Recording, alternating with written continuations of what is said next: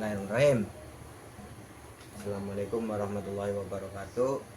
Perkenalkan, nama saya Raden Hamdan Rizky Maulana Saifi dari kelas KPIC, mahasiswa Universitas Islam Bangsa Cirebon dengan jurusan Komunikasi Penyiaran Islam. Ingin mengerjakan tugas UAS Psikologi Komunikasi dengan tema komunikasi keluarga. Ya, saya akan mewawancarai ibu saya di rumah. Bu, Mbak, saya ingin mewawancarai tentang komunikasi keluarga dengan beberapa pertanyaan berikut. Apa peran psikologi komunikasi dalam membangun keharmonisan keluarga? Peran komunikasi, psikologi itu sendiri kan pada dasarnya itu adalah sesuatu yang berhubungan dengan pikiran, dengan mental dan emosional ya. Sedangkan komunikasi itu interaksi. Tentunya psikologi komunikasi sangat berperan ya, dan sangat penting untuk keharmonisan keluarga, di mana di dalam keluarga itu sendiri antara ibu dan anak, kakak dan adik itu saling memahami terkait dengan komunikasi itu sendiri ya, sehingga dengan psikologi komunikasi bagaimana kita bisa memahami komunikasi itu interaksi ya. Jadi terkait dengan bahasa verbalnya, gestur tubuh ya, untuk membangun keharmonisan itu ya jelas penting adanya. Pertanyaan kedua, bagaimana gaya komunikasi orang tua mempengaruhi perkembangan emosional anak, Bu? Tentu gaya komunikasi dari orang tua ya ini harus memacu pada psikologi perkembangan itu sendiri ya. Bagaimana orang tua menghadapi anak-anak, orang tua menghadapi anak sedang remaja atau barangkali yang sudah dewasa. Ini tentu harus dipelajari oleh orang tua dan harus diterapkan oleh orang tua, sehingga emosional anak ya ini sesuai dengan perkembangannya. Orang tua tidak bisa menghadapi anak-anak itu dengan emosional atau perkembangan anak-anak remaja atau anak dewasa ya, itu jadi itu sesuai dengan usia atau perkembangannya. Orang tua harus memahami komunikasinya. Dan apa dampak dari komunikasi yang tidak efektif dalam keluarga terhadap kesehatan mental anggota keluarga?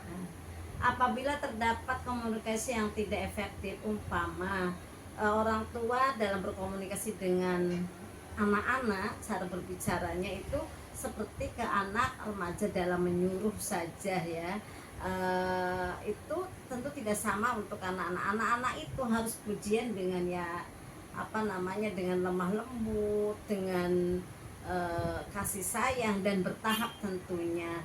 Kalau misalkan kita menyuruh anak remaja saja ya, anak remaja juga ini tentu bagaimana usia remaja yang harus kita hadapi. Kalau misalkan kita tidak pas, tentu anak-anak akan mempengaruhi emosionalnya sehingga terjadi miskomunikasi. Contoh misalkan kalau ke anak-anak menyuruh sholat, nah ayo sholat gitu, yuk sholat gitu.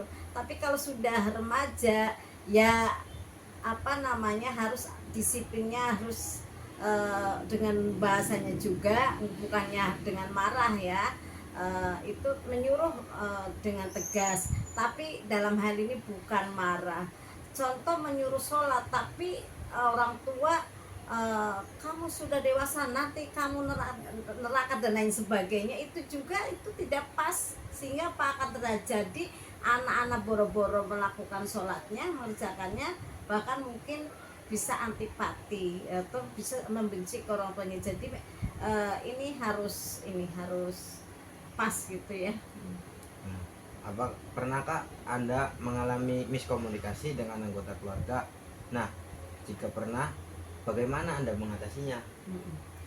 Tentu dalam sebuah hubungan ya, di keluarga yang sering berinteraksi ya siang malam gitu, tentulah ada dan pasti juga atau sering terjadi miskomunikasi. Maksudnya orang tua seperti ini tapi dianggap anak itu marah padahal tegas. Kemudian juga apa namanya, hal sesuatu yang terkadang itu kitanya lembek, mereka malah gimana, kitanya keras malah melawan dan sebagainya itu. Dan pada intinya bahwa komunikasi, psikologi komunikasi ini tidak hanya harus dipahami oleh orang tua, anak-anak juga harus belajar. Ini pentingnya bahwa anak-anak juga harus berpendidikan terus sampai ke perguruan tinggi. Karena apa? Dan orang tua tentu harus juga belajar sehingga bisa menerapkan anak-anak dari usia berdasarkan perkembangannya. Kalau terjadi seperti miskomunikasi, tentu sebagai orang tua itu sudah membiasakan untuk meminta maaf kepada anak, sehingga insya Allah kalau dari kecil orang tua itu membiasakan minta maaf kepada anak, anak-anak pun terbiasa jika mengalami merasa salah kepada orang tua akan segera minta maaf tentunya. Nah, ini jalan untuk keharmonisan atau kebaikan di dalam hubungan keluarga. Bagaimana konflik keluarga dapat diredakan melalui pendekatan psikologi komunikasi? Konflik keluarga tentu pastilah ada, apalagi seperti Umi yang punya anak 5 ya, anak pertama dan kedua itu jaraknya dekat gitu ya. Itu dan ya intinya adalah pasti ada konflik keluarga, maka kita akan dicari titik temu salahnya, letak salahnya di mana, dan satu sama lain itu untuk saling minta maaf dan memaafkan tentunya ya.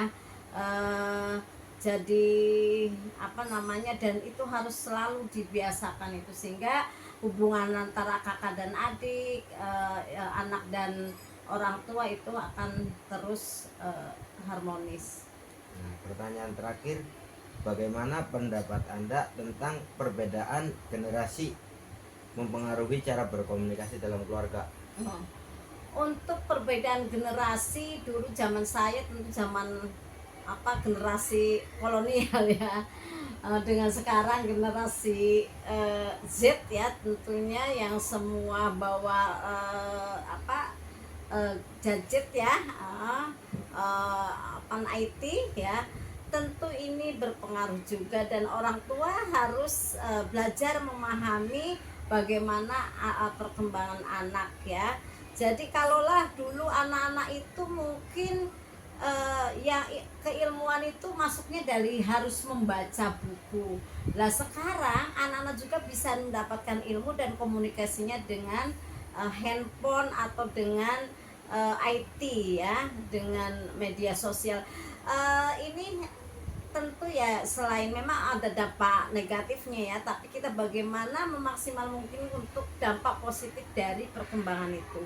Kalaulah memang anak-anak itu bisa berkembang dengan IT itu ya, kita harus mendorongnya ya. Jadi dan untuk pengaruh tadi generasi, tentulah untuk terkaitan dengan komunikasi harus tetap dijaga bagaimana kakak adik itu harus menghormati kakaknya, walaupun sekarang zamannya zaman itu tetap bahwa adik harus menghormati kakaknya harus menyayangi ke adiknya, minimal sebuah panggilan itu tidak bisa. Kalau orang tua alah sekarang sih udah zaman bebas, itu tidak bisa anak kakak adiknya memanggil ke kakaknya dengan hanya sebuah nama, tidak pakai kakak, emas atau abang, itu tidak bisa seperti itu. Sehingga bahwa generasi itu bisa berpengaruh, tapi bagaimana pengaruh itu tetap positif dan akhlakul karimah, karakter itu tetap harus ditanamkan ya. Jadi generasi apapun tetap akhlakul karimah, norma-norma keagamaan itu harus diutamakan ya. Itu jadi oke lah, generasi sekarang sudah generasi apa, tapi Mas Hamdan harus tetap sayang pada adik-adik kamu dan juga sayang hormat kepada kakak keluarga gitu ya, seperti itu. Ya, cukup sekian wawancara saya, kurang lebihnya mohon maaf dan terima kasih untuk Ibu atau Umi. Umi ya, Ya. mudah-mudahan kamu jadi anak yang soleh, anak yang sukses tentunya, tetap menjaga adab ya, menjaga orang yang berilmu dan beradab tentunya ya, sehingga menjadi anak-anak yang manfaat dunia akhirat. Amin ya robbal alamin ya. Ya. Terima kasih juga Terima Nak. kasih dari saya. Wassalamualaikum warahmatullahi wabarakatuh.